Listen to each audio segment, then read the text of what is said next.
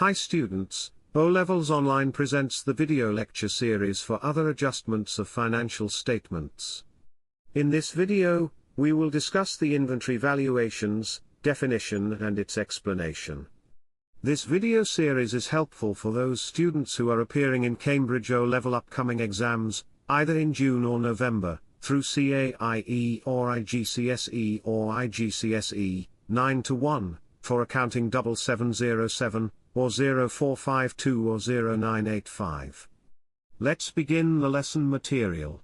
First of all, we will discuss the term inventory. In accounting, inventory refers to the goods and materials that a business holds for the purpose of resale. It represents one of the most significant assets for many companies, as it ties up capital and directly impacts cash flow and profitability. Let's check its valuation meaning. Inventory valuation in accounting refers to the method used to assign a monetary value to a company's inventory at the end of an accounting period. This valuation is crucial for preparing financial statements, determining the cost of goods sold, and assessing the company's profitability and financial health. Let's check valuation methods. There are 3 inventory valuation methods as per your syllabus. First one is first in first out method or FIFO. Secondly, last in first out method or LIFO, and finally, average cost output method. In this video, we will discuss the first method, that is, first in first out. Let's check what is FIFO. In this inventory valuation system, assumes that the oldest inventory items are sold first. It means those items which are coming early in the warehouse, leave first in case of deliveries to the customer. Let's check its advantages. There are several advantages of the first in first out method. Here we'll discuss some of the advantages. First one is, reflects current market conditions. It refers to the ending inventory is valued based on the most recent purchase costs, which are likely closer to current market prices.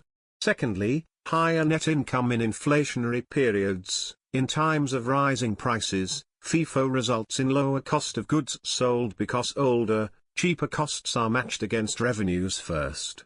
This typically leads to higher reported net income.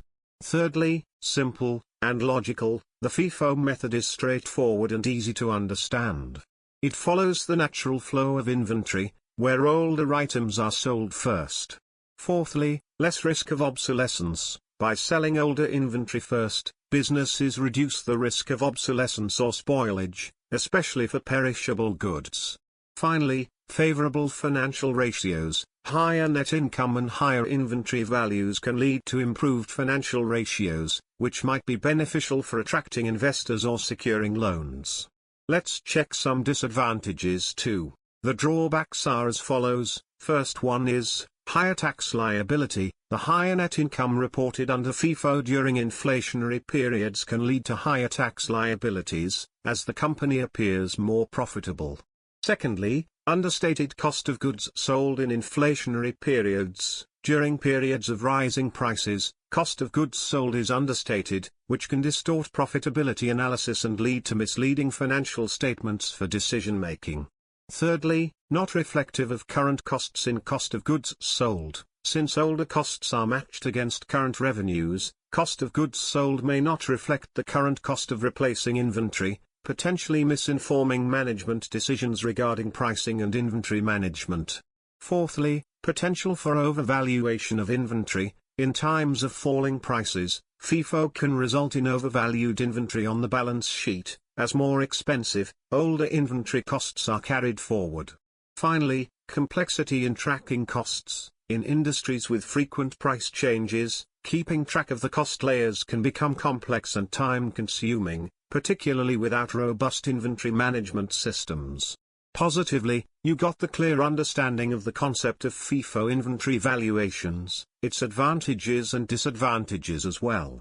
If you have any query regarding the lesson, kindly ask in the comment section of this video. You can download the related formats and lesson material through the link provided below. Thank you for watching. I hope you learned something new today.